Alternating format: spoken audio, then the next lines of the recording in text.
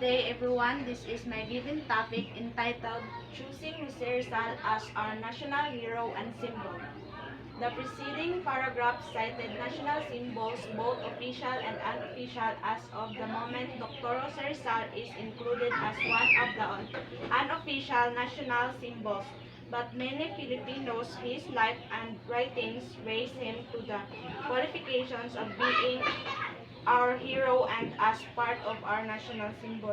Jose Rizal is an official siya kay.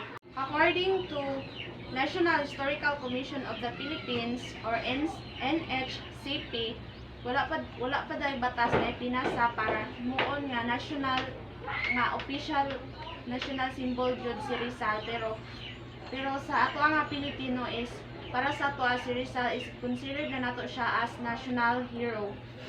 And also, consider dato siya nga national hero tungod sa iyang works and writings o sa history sa ato ang land.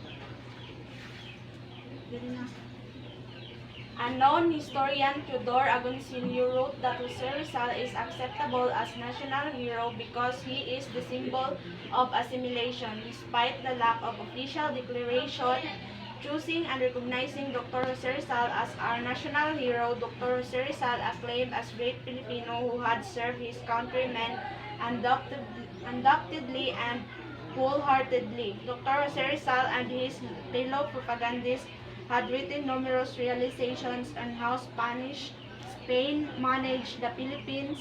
His two novels, El Filibusterismo of No Limitan Hearing.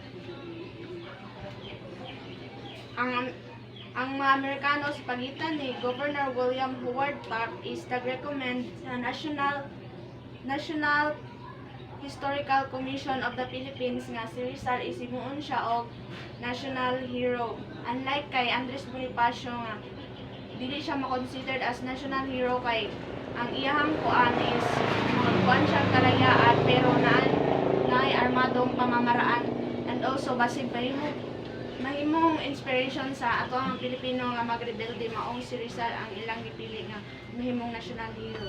That's all. Thank you.